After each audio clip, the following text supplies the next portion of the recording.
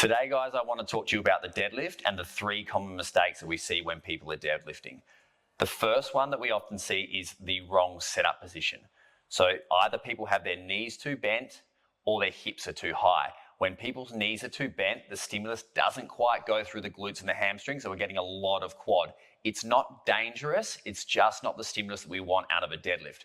The second position that we see where people go wrong is hips are going to be too high in their setup position. What this does is create too much of a lever, and when you pull, because you're pulling through a greater range of motion, you're going to hurt your lower back, or there is more of a chance that you're going to hurt your lower back. So when we go to set up for the deadlift, I want you to keep 3 simple rules in mind.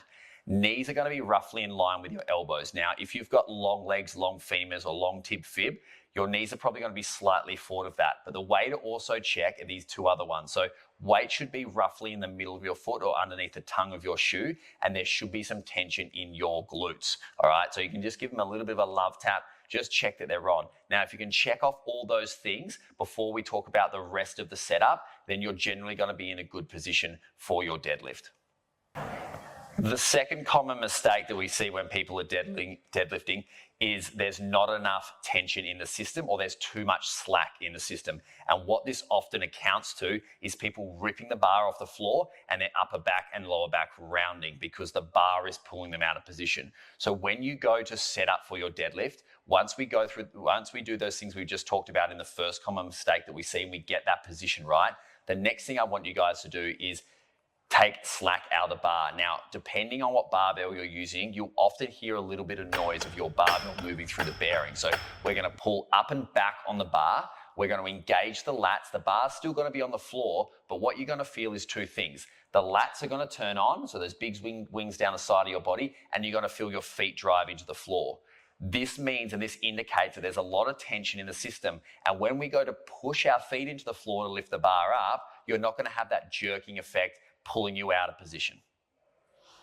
The third common mistake, guys, that we see is the bar being too far away from your body. So if I was to draw a line down the middle of my body here, that is the center of mass, okay? If I'm far away from that center of mass, what it does is create a lever on the body. The larger the lever and the larger the load on that lever, the more impact it's going to have on, in this case, our lower back, all right? Our tipping point or our fulcrum, okay?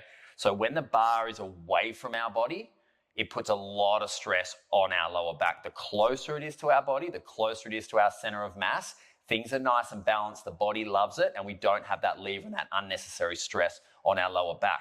So, in saying that, how do we keep the bar on our body? These big guys on the side of your body, your lats, work in extension, okay? So that motion, right? What that does is pin the bar into the body as we're lifting the bar up, and as we're bringing the bar down, and that's going to keep the bar into the body, close to our center of mass, and we're going to do our best to avoid any unnecessary stress on that lower back.